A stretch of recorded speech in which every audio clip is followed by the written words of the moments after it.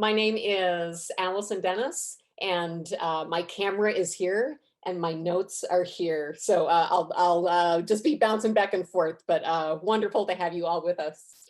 I serve as executive director for the Sitka Center for Art and Ecology. My guess is that most who are joining us for this gathering know us really well. But if you are new to Sitka, welcome. We are a 50 years young Oregon Coast-based nonprofit. We host artists, writers, musicians, scientists, and interdisciplinary creatives in residence. We also host public events like talks, book readings, and art shows. And we offer workshops for everyone from adult beginners to master classes to new this year, school-based art literacy experiences for elementary kids on the coast. Sitka thanks and acknowledges the first artists and ecologists to live and work in this place, who today are represented by the Confederated Tribes of the Siletz Indians and the Confederated Tribes of the Grand Ronde, and whose stewardship of Cascade Head and the Oregon coast continues today. We offer gratitude for the land itself, for those who have cared for it for generations, and for the opportunity to learn, work, and reflect on this land. Our plan for this afternoon is to use this time as kind of a virtual annual report and year ahead update. So I'll start things off by recapping 2020's challenges, which are not so fun to revisit, as well as the ways that the Sitka team and community were able to rise up to meet the challenges together, which is really fun and inspiring to revisit. We accomplished so much and served so many people together this past year. So we just can't wait to recap and share the year ahead. So after my updates, then others from the Sitka team will share what's in the works for the upcoming year, including a pretty detailed update from Tamara Jennings, Sitka's undaunted program manager. So she'll give an update on the 2021 workshop season and what to expect on our campus this summer. If you have questions as we're going, please use the Q&A feature on your Zoom menu to share them as they come to you. To help manage our time, we'll do our updates first and then respond to as many questions as we can. And of course, this is just one opportunity to ask questions. We're always here. Don't hesitate to reach out whenever you have questions for me or anyone on the Sitka team. And with that, bear with me just for a minute so I can share my screen. So welcome to the Sitka campus in action. Obviously, this is a pre-COVID shot with us enjoying place and space together. On our 6-acre main campus, we host a rotation of seasonal residency, workshop, and event programs. We have a staff of 6 full-time people and 1 quarter-time person. And with this tiny, able team, Sitka is in use one way or another, pretty much 365 days a year and 7 days a week. There is always something happening and always someone staying on campus. And on those rare days when no one is actually staying, we are cleaning and fixing things and getting things ready for the next people who come in. So this is our main campus. And then in 2017, Sitka purchased an 80-acre property called Grass Mountain. During the 2019 workshop season, we hosted some public Grass Mountain tours, and post-COVID, we hope we get to do that again. The future of Grass Mountain is a long-term project for Sitka. So today we're going to be focusing on the year ahead and especially the upcoming workshop season for our main campus.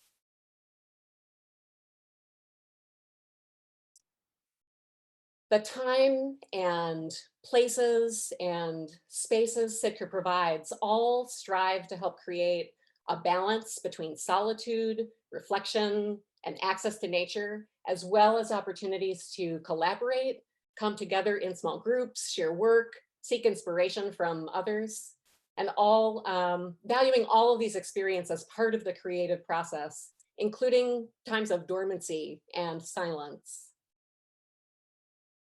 But last summer was too silent. So this is a picture with all of you missing from it. We're just so excited to share our plans for this summer and find ways to safely start to reconvene on the Sitka campus and some other new ways too.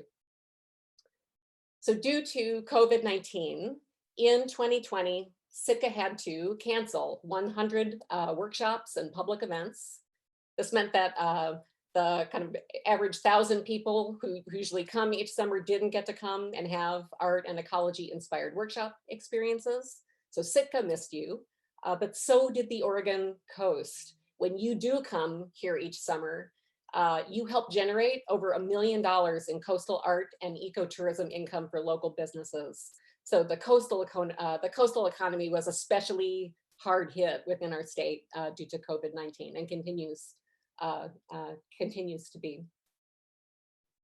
And then at Sitka, the workshop season contributes about 1/3 of our annual revenue. So it was a hard year for Sitka too. We also canceled the 2020 Art Invitational. The Invitational is not a fundraiser at Sitka. At present, it actually costs us a little bit more to bring that annual program to you than Sitka earns back from it directly. But it does generate, and the reason we do it is that it does generate over $40,000 annually that goes straight back to the artists who sell their work at that show. So we really regret that we had to cancel the show and look forward to bringing it back just as fast as we can. And we'll share more about that in this talk. Okay, so that's enough of the bad news. The great news is that thanks to emergency fundraising, including a Paycheck Protection Program grant, other COVID relief grants, individual donations, and people who chose to make canceled workshop tuition donations, we made it. I'm so relieved and so grateful to share that with your help, we were able to retain Sitka's full staff with full hours and at full pay in 2020.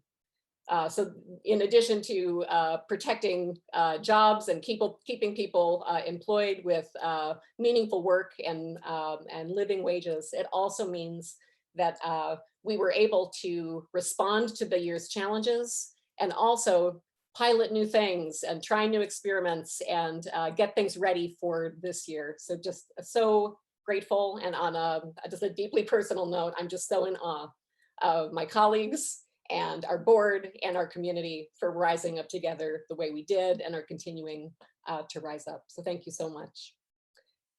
So next, it's my great joy to share what we were able to do in spite of global pandemics and economic shutdowns and wildfires and remote working.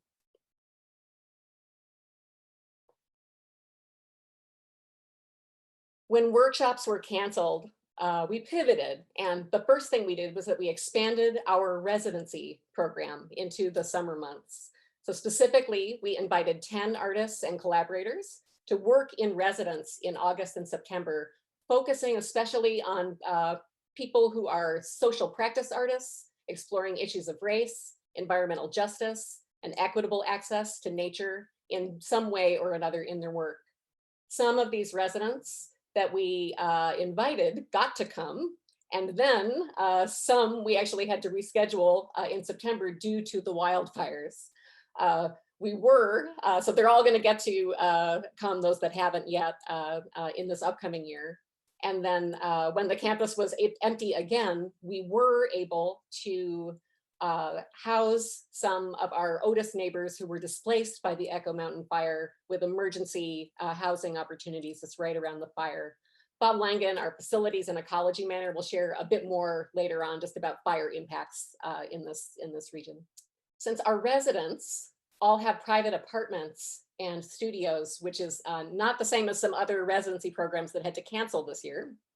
But because we do have those resources, we were able to keep our residency program going.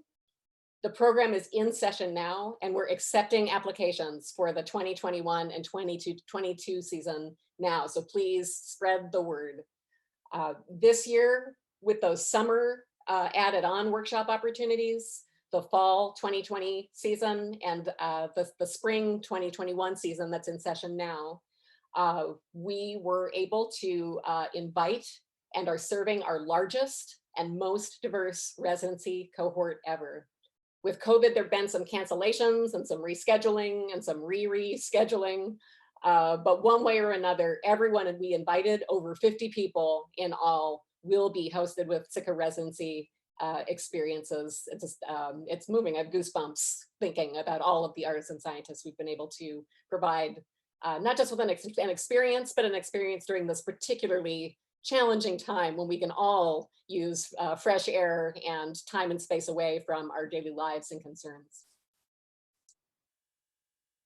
And just one more thought about residencies. One thing we're really learning, especially with this new cohort, is that by offering the option of shorter residencies, multi-month residencies for those who can, but also shorter 2-week-long or so opportunities, it's really opening up who sees that they can apply and is able to accept our invitations, because we can tailor the residency lengths to their individual needs. That's been what felt like a little change, and it's really made a dramatic difference in our applicants. So that's great. Okay. Because we were able to keep our staff, we were able to pilot some new things, and that included online workshops. And really starting by partnering with instructors who were already experienced in online teaching, like the fabulous Lynn Wintermute, who is pictured here. Through these pilots, we learned a lot about what works and what doesn't to bring Sitka experiences to people online. Tamara is going to share more about our plans to include some more online options in addition to on-campus options in this upcoming summer season.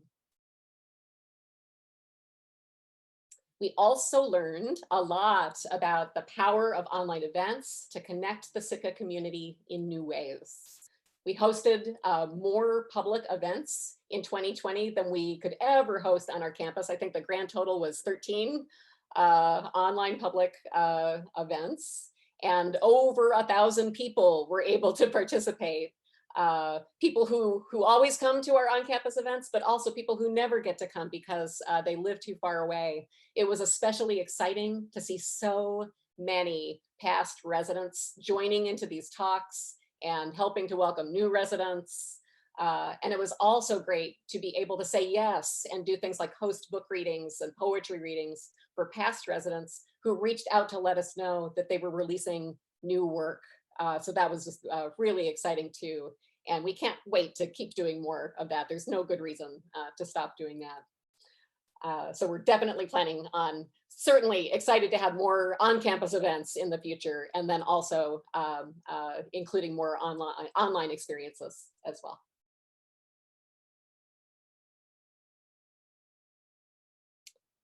Another pilot we launched is our new Inside the Studio series. So these are virtual studio tours that take you inside the creative process of Sitka artists.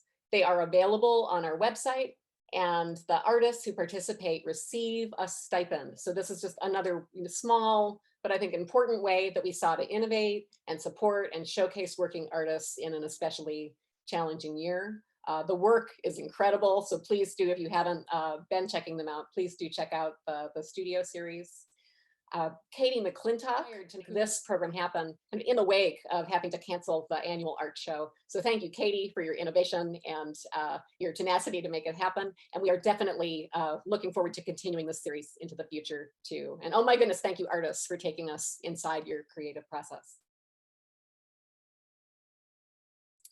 Campus improvements. So COVID also gave us more time and space to take on projects that are hard to do when the apartments and studios are all in full use, which they always are. And when I say us, I mostly mean Bob Langan. This is our beautiful new wall in Edelman Studio that resident artists are already putting to good use. Bob will share more in a bit with you about what else to expect when we welcome you back to campus. Thank you, Bob.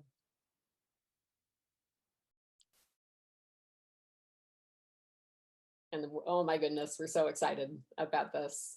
So in 2020, we coordinated and completed a nonprofit merger with Community Arts Project. When Sitka was founded, it started out as a kids camp. So we're just so overjoyed to be bringing youth programming back to Sitka. It just feels right. This is a classroom-based program in which we bring art literacy and art making experiences into coastal elementary school classrooms, and especially focused on bringing art to schools that don't have an art program or art teacher of their own. Sitka's general manager, Nicola Harrison, will share more about Sitka's new youth program, how we're serving schools during the pandemic, and what's in store for the future in just a bit. And if launching a youth program in the middle of a pandemic wasn't ambitious enough, we also somehow managed to organize a gallery show of 50th anniversary prints that's on display now. Sitka's development director, Lisa DeGrace, kind of spearheaded this project in collaboration with lots of others. And so Lisa, why don't you go ahead and unmute yourself now and introduce yourself. And Lisa's gonna share about the exhibit, and then she's gonna go on to kind of transition us into what to look ahead to in 2021, including an update on the Art Invitational. So take it away, Lisa.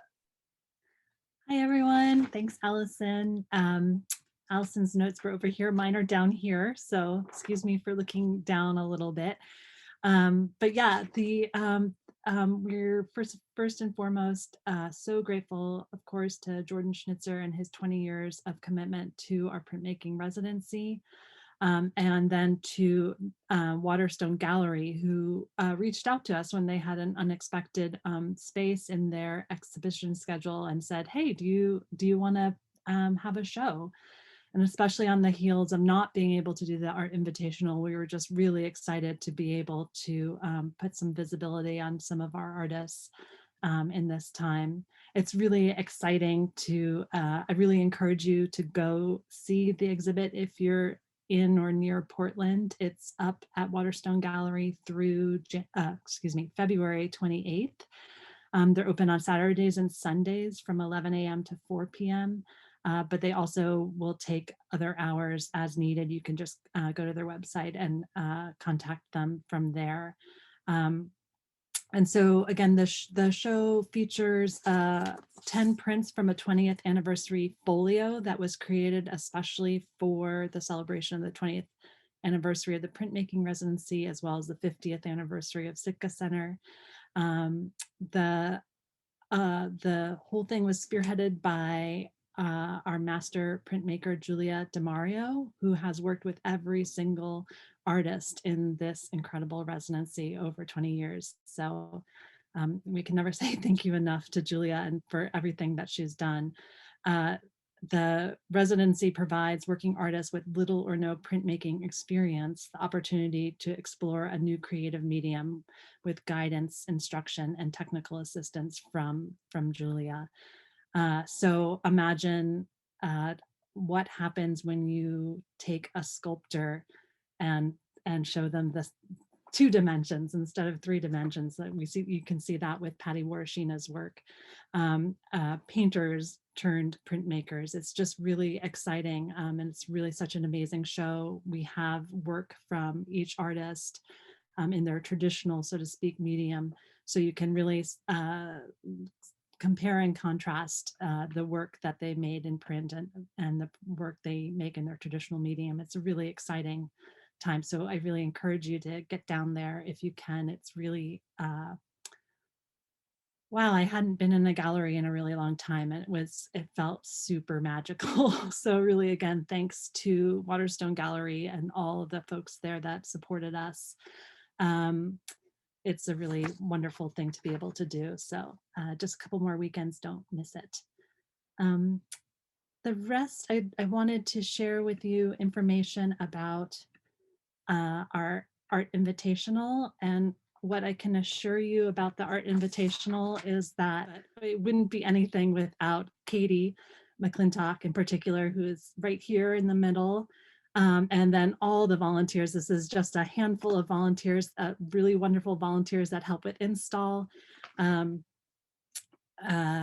They make walls out of pallets. They hang 450 pieces of work in an extraordinarily short period of time, and then help us all to sell that work and to just talk about the work with visitors. It's really just incredible process. So I just really want to acknowledge Katie in particular, who's the person who spearheads the invitational and will be moving forward. She just isn't able to be here today. So I'm really just sort of standing in for Katie, and really could never fill those event shoes the way she does, and as well as the rest of the team. So really thank you to all of them.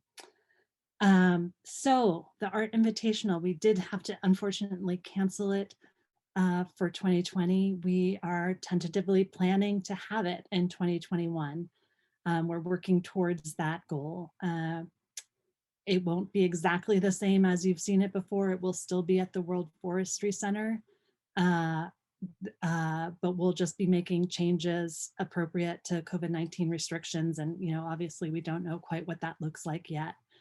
I think we can probably anticipate that we won't have the Friday night artist party. If you've been to that party, it's like this wonderful crowded 300, 400, however many people it is, event sort of shoulder to shoulder. So it seems unlikely that we'll be able to have that event. We're really thinking about ways to to have other sort of smaller collector events or smaller parties throughout the invitational so that you still get that sense of celebration. So again, this is all sort of to be determined, but we will make a decision by June 1st. That's our sort of go, no go date. And we're really hoping it's a go. The artists, we have over 130 artists invited for this year, and they are the artists that were invited for 2020. So we already have a killer list of artists that I'm really excited for. And I also really just want to thank our panelists who helped us to select the artists for this year. So that is Grace Cook Anderson, who's the curator of Northwest Art at the Portland Art Museum, Brenda Mallory, Portland artist, Sharon Ho, a Washington artist, Judy Vogelin, Portland artist, and workshop instructor and Art Invitational Committee member, Ruby Malley, also a Portland artist and Invitational Committee member, and me. So thank you all so much. We have an incredible show coming up, and it's really because of the leadership and the careful conversations that team had to bring a really strong pool of artists to the table. So we're excited for that. I'm just looking to see what else Katie told me to say. I think that's about it. I think so. Just stay tuned. We will let you know as soon as we can, in June, about our decision, our final decision for the invitational. And then meanwhile, please do keep on checking out the Inside the Studio series, which Allison mentioned. It's going to be continuing monthly, once a month, and we'll be advertising those in our newsletter and in social media. We're broadening the scope now. Our first round was really all artists, and now we're broadening it to include other scientists, writers, musicians, filmmakers, and change makers. So it'll be a really fun collection of folks, and it's always kind of inspiring for me to sort of peek over the shoulder of someone, so to speak, as they're doing their work. So I really appreciate having that opportunity. So I think that's it for my end, and I am then gonna pass it off to Tamra, because she's gonna talk about our workshops this summer. And I know that that is something that is of great interest to most. So over to Tamra. And just there was a question about the dates for the upcoming Art Invitational, and we do have dates. So it's tentatively scheduled for Saturday and Sunday, November 6th and 7th, 2021. So thanks for the question. Thank you. My name is Tamara Jennings, and I've been working here at Sitka about 2 years as the program manager. So I help schedule workshops, I plan residencies, I do all sorts of planning and scheduling like that. So 2 years ago, when I started here at Sitka, I got a taste of what a normal summer would look like when there's not a pandemic. And I really loved the constant creativeness that happens every day. I loved meeting the instructors and also just greeting the workshop participants, helping them with their things from their car, chatting with everyone at lunch. But most of all, seeing all the just amazing artwork that was created every day during the workshops. And so I was most disappointed last summer to just not get to have that personal interaction with everyone and just see all that amazing artwork that comes out of the studio. I'm excited to have a plan to safely invite instructors and workshop participants back to campus this year. And so I'm going to share that with you. First, I have a couple of dates to note though. Next Tuesday, February 23rd at 10 a.m., member workshop registration begins. Hooray! So that will be your first chance to register for workshops. And so if you're not a member yet, I want to encourage you to go to our website and become a member before next Tuesday so that you can register for workshops early. As you all know, some of our very popular workshops fill up quite quickly. For members, you would want to use the login button on the workshop screen to make sure you're logged in so that you're able to register. But if you do have a problem, we're always here to help you. And you can call our main office number and Nancy will be there to answer the phone and help you register for your workshops. So once again, member registration, February 23rd. So then that goes until March 8th. And then on March 9th, public registration starts. So then everyone else that's not a member will be able to get a chance to register for their workshops. The other date I have for you is that our residency applications are open right now. And the deadline for getting your application in is March 30th. So if you want to become a resident here at Sitka, March 30th is the date for you to get your stuff in. So in planning a workshop season this summer, I really wanted to plan something that no matter what happens in all this uncertainty and everything, something that's not going to get canceled, because I don't think any of us want a canceled summer again. So all of these plans are of course subject to change. We are doing our best to stay extremely flexible, and we'll be following all the local and state guidelines regarding COVID-19 and gatherings and just all that kind of stuff. So as you all know, that changes constantly. And so we'll just be doing our best to just stay flexible and follow all those guidelines while still having people back. We'll be having a question and answer session afterwards. So if you have any questions, please just put them in the question box. And then we'll also be posting kind of a frequently asked questions FAQ on our website to hopefully answer any questions that we don't cover here. So some of the biggest changes for this summer to help everyone stay safe is we'll only be offering one in-person workshop at a time. So this is going to reduce the number of people that are on campus by 50%. Also, in addition, all of the workshops will be in Boyden and Edelman studios. So we'll be able to open up the wall, expand the space, and really be able to spread everybody out to keep everybody nice and distanced. I'm also reducing the number of in-person participants to stay within the local and state guidelines that are in place. So those might be a moving target as well as they change. So we'll just be on top of that. And the other exciting big change is many of the workshops have an online option.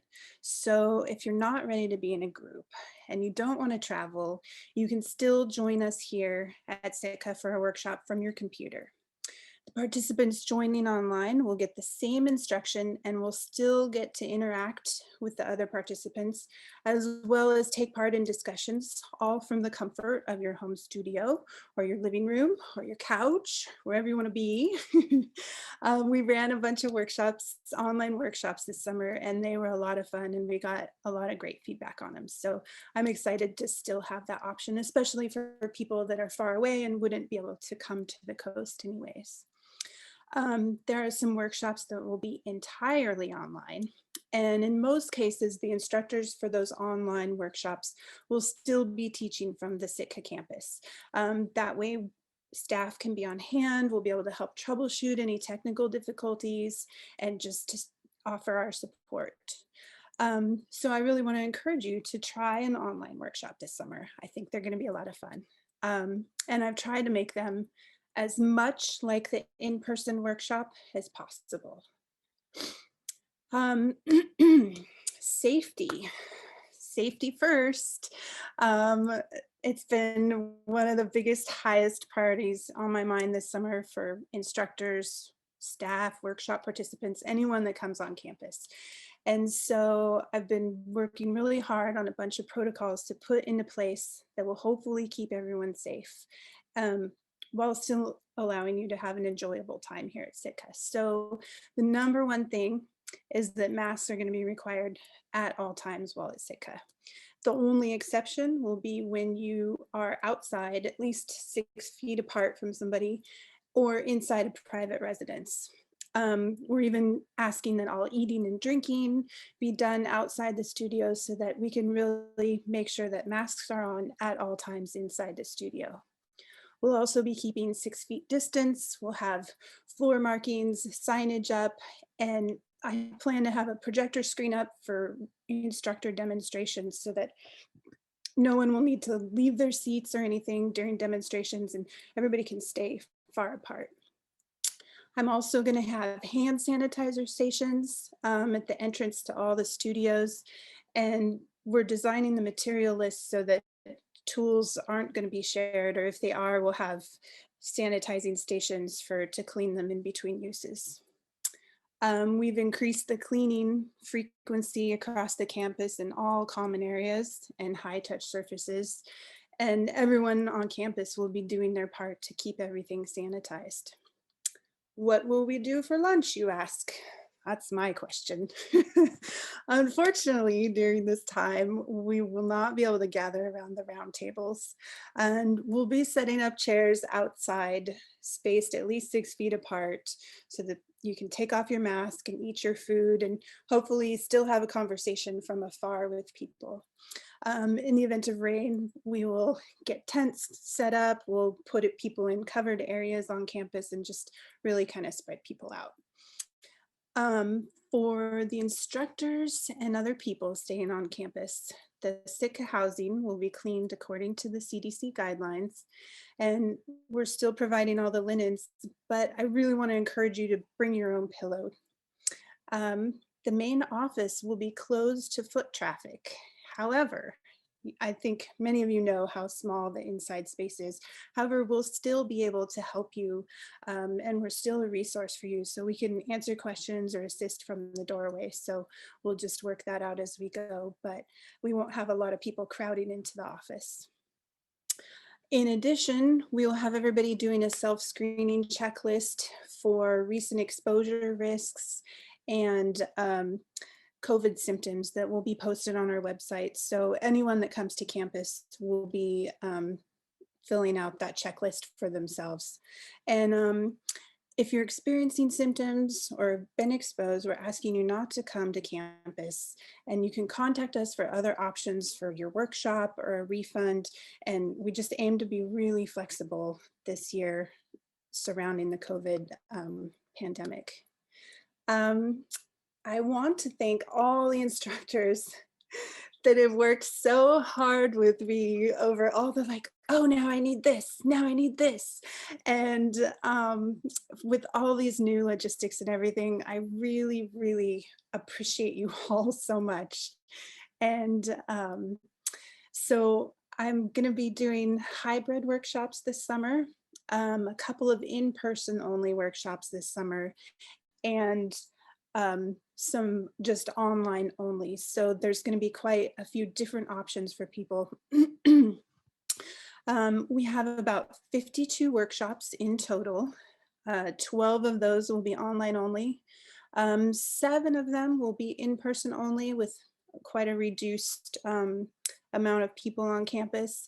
And the rest will be hybrid options with both online and in-person people participating at the same time. So it's kind of a new thing. It's going to be exciting.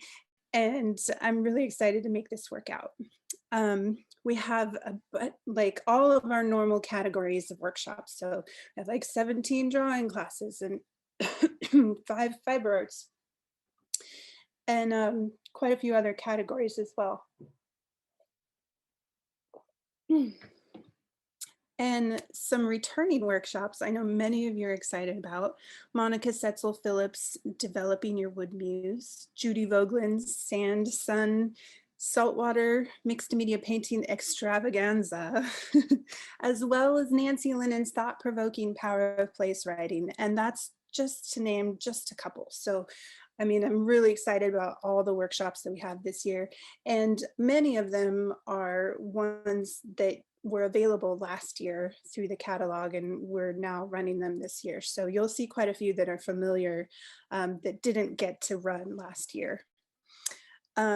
You should be receiving a brochure soon, if it's not in your mailbox already, with all the workshops on it, with just the listings. And currently, as of just right before this meeting, all of the workshops are online for you to view. So you are now able to go and look at them and see and start planning with dates and things like that. So I encourage you to check out on the website all the workshops in advance of Tuesday.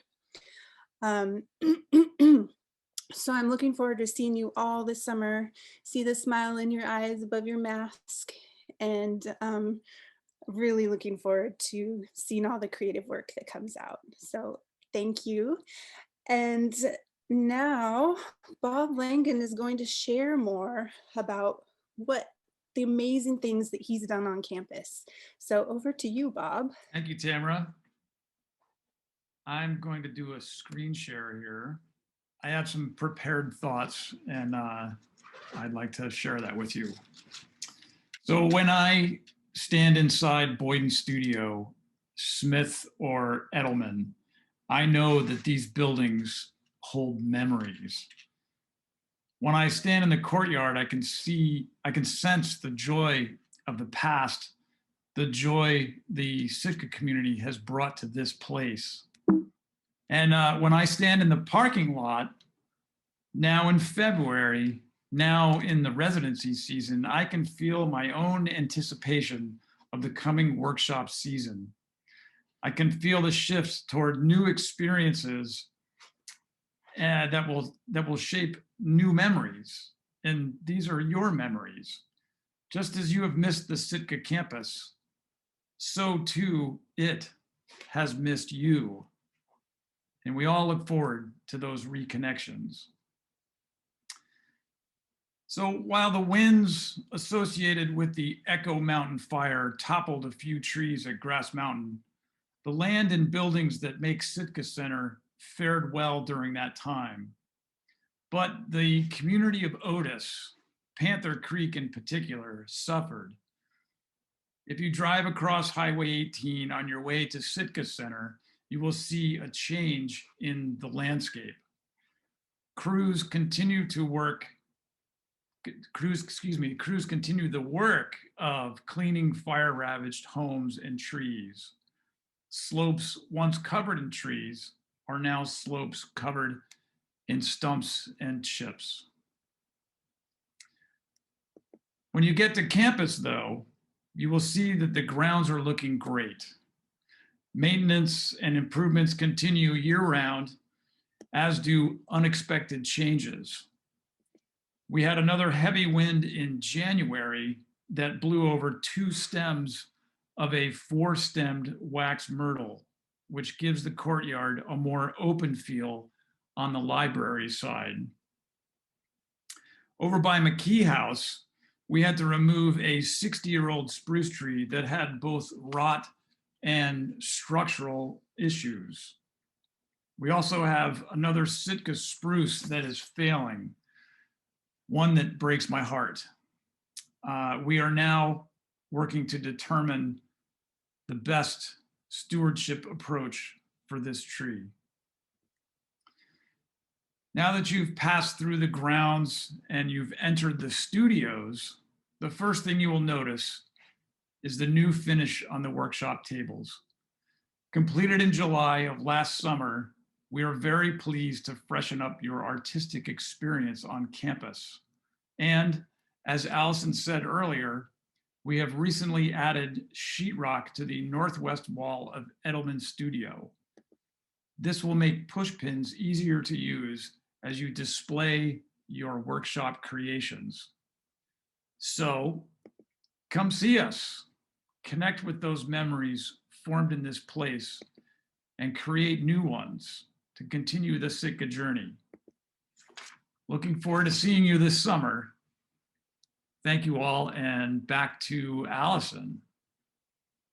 Yay. Oh my goodness. Thank you so much, Bob. In addition to all of the beautiful work Bob does to steward our main campus, Bob has also been stewarding that 80-acre Grass Mountain property as well. Our main campus is 0.6 acres and Grass Mountain is 80. When people like Bob do their work well, it goes unnoticed. Like the better you are at it, the less we notice it. And Bob does his job really, really, really well. This year, with fewer people on campus, staff working remotely, no public Grass Mountain tours, it's gone especially undernoticed. And it can be really lonely to work alone outside in a pandemic. So wherever you are, I promise you, Bob will hear you right now. If everyone could just please make some noise and let Bob know he's not alone out there. Thank you so much. As I mentioned before, the future of the Grass Mountain property is a long-term project for Sitka. We're still learning and exploring what we will and won't be able to do on the land, what the site is well and ill-suited for, and what will be required to host programs there legally, safely, and in harmony with the land for the long term. In 2016 and 2017, when we raised funds to purchase Grass Mountain, we envisioned it as a place for Sitka to integrate art and ecology programs and residencies with new living spaces, studio spaces, and spaces for hosting workshops and collaborations, all on the kind of scale we do things now and that are just part of the Sitka ethos and way. That vision still holds true today. It's the pace of the project that may feel slow to some. But we really just see that there is so much to research, that COVID has slowed the process even further, but it's also provided us time to really do our due diligence and think long term. So that's the approach we're taking. And then with that, next, Nicola, if you want to go ahead and unmute yourself. Nicola is going to share more about the youth program, what's happening now, and what's happening next. Take it away, Nicola. Hello, I'm Nicola. I am the general manager for Sitka. I've been with this team and the Sitka community for a year and a half. And prior to that, I was the executive director for Community Arts Project, which was the nonprofit organization that spearheaded art literacy for our community, among other programs.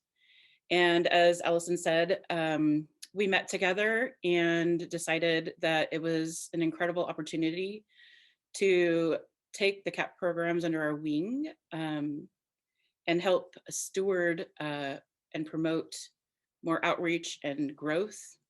And first and foremost, we wanted to make sure that with the transition that the staff in the schools and the students would not notice any changes at all and provide a very smooth transition, especially during a time where so many things are uncertain and the students are experiencing so much change. And we were successful at doing this. I'm going to share my screen here really quick. So one of the first things we had to tackle to make sure that the transition was smooth and not too impacting on the students was to figure out how to make the learning experience virtual. Normally, we would be inside of a classroom and ready and able to help the students overcome any challenges and help them problem solve using new materials they've never used before. And we were able to pull this off. One of the really incredible things that was provided during this impact from COVID and distance learning was the opportunity to provide art supplies. We are serving over 500 students currently, and every month we send each and every single student art supplies home that they get to keep forever, which is a real rare opportunity, especially for the population that we're serving. So let's see here. Looking at my notes really quick. I don't want to miss anything. Now that we have been able to provide a high-level education program and we've established everything, we are now going to start working on developing our outreach and providing more service to more students in the area and other areas, and expanding what is possible with Sitka's assets, the Sitka community and the artists and everything that everyone in this circle has so many talents in. So artists and scientists. When I was 30, my daughter was in kindergarten, and that's how I first learned of the art literacy program. I started as a volunteer, and I just fell in love with the program and what it provided for the students. And eventually, I obviously got integrated and became the art teacher. And if you ever want to feel like Santa Claus, I recommend being the person that provides art lessons to students of this age, especially. Because you are like Santa. You roll down the cart and they're like, ah, do we have art today? Do we have art today? Do we have art today? And that feeling has not been lost even in distance learning. When they do have art in distance learning, they are so elated and so grateful and so eager to share their new art supplies and learn how to use them. And the staff is also very, very grateful and thankful to have this opportunity in a time that's not exactly enjoyable. It's a little ray of light that everyone is treasuring and cherishing. And it's also provided a lot of really unique opportunities to have some very meaningful conversations about the transition that everyone's going through. So I'm excited that we have the program, and I'm excited for the future of it. And we'll go back to Allison. Thank you, Nicola. And that's the end of our prepared presentations and updates for you. So we're going to transition into Q&A, and there are a few Qs waiting for us. And Nicola, why don't you just stay on for a second? There's a question about which community is involved in the Youth Arts Project right now. So you want to say just about which schools we're serving now? Sure. So in trying to stay consistent and make a graceful change, we are continuing to serve what was originally being served by Community Arts Project, and that's in the Tillamook County currently, which is the county that Sitka is in. And the schools within that county so far are Garibaldi Grade School, which is, in Garibaldi, just north of Tillamook, and then also Nestucca Valley Elementary School, which is just about 19 miles north of the Sitka Center. But we do hope and plan on expanding our outreach. Great, thank you. Yep. This next question is for Tamara. How do I check on my membership status so I can see if I'm an active member or if I need to renew before registration opens?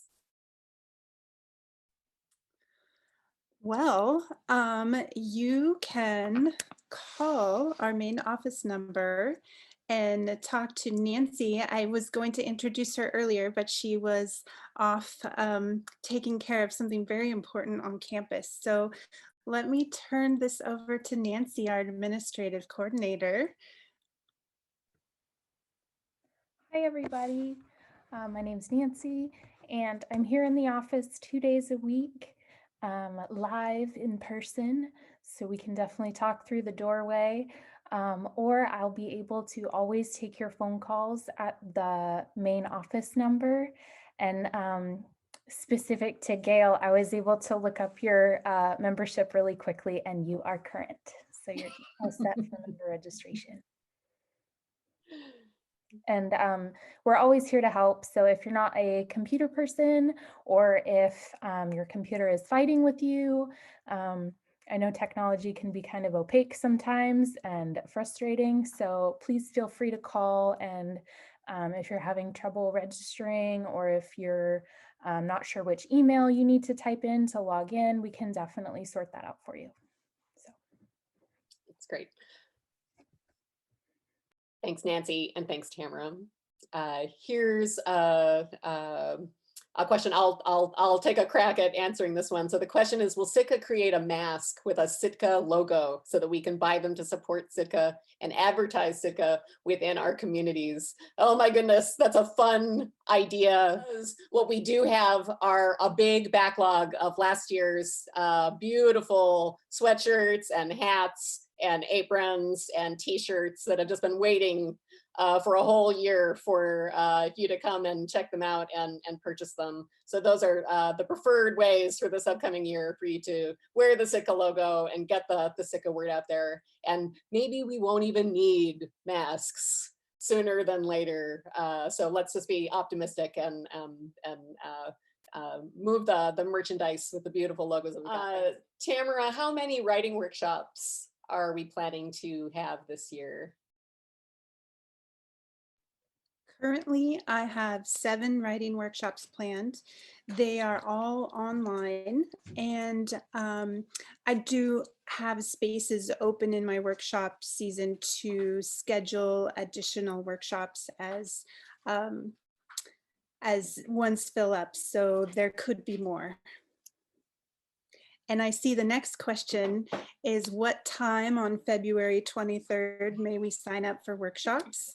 And so I'm just going to answer that one too, and say that the workshop registration starts at 10 a.m. There's a question about what do we mean by flexibility of cancellation related to COVID-19? Any specific parameters? Tamara, do you want to field that one? Yes, absolutely. So we are offering a full refund for COVID-related cancellations. We just want everybody to be super safe.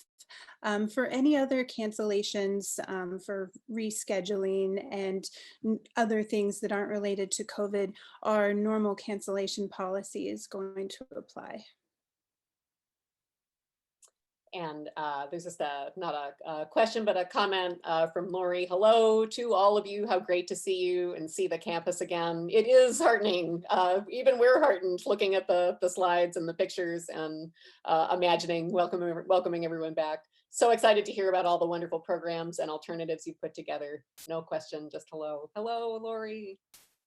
So this is a question about prices being the same for whether a workshop is online or in person. So the prices for the online and in-person workshops are going to be the same. We've invested quite a bit of money into getting all the equipment and stuff to make this experience happen simultaneously. So they are going to be the same price. Tamara, did we hear you say that the list of workshops is online now? Dun, dun, dun. Dun, dun, dun. Yes, it is. I just finished.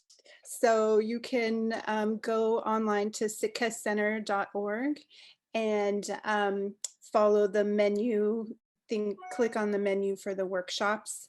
And in there, you will see the entire list of what is currently scheduled.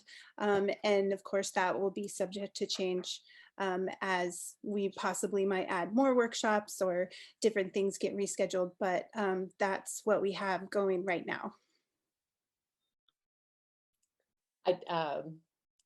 I know we're focused on the future now and so excited about this upcoming year. I do just want to find one more way to acknowledge how much work it is for everyone, and especially just given the topic we're talking about right now, how much work Tamara Jennings has done, not just to cancel the beautiful year of 2020 programming that she created for you and with so much love, but to be undaunted and rise up and so quickly find so many ways to keep us creative together in 2020, and then just this unbelievably enormous amount of work it takes to plan what we do with COVID-19 in the mix. So just so grateful and in awe, Tamara, of your capacity and your optimism. And please check out the workshops online, and we can't wait to host you. So we don't have any more open questions right now. We're right at 5 o'clock. So just want to thank everyone who tuned in. Oh, wait, there is a parting comment. Congratulations to the Sitka staff for coping with the COVID challenge. Really fantastic. Thank you so much, Ed. So thank you to all of you for tuning in and being such active members of the Sitka community. Thank you to everyone on the team. I'm just so pleased to have you all as friends and colleagues. Thank you to our sponsors. Thank you to Jane and Frank Boyden, our founders. Thank you, oh my goodness, to our pandemic era board of directors. They're working so hard in service of the staff, in service of Sitka, both the upcoming year and Sitka's long-term future.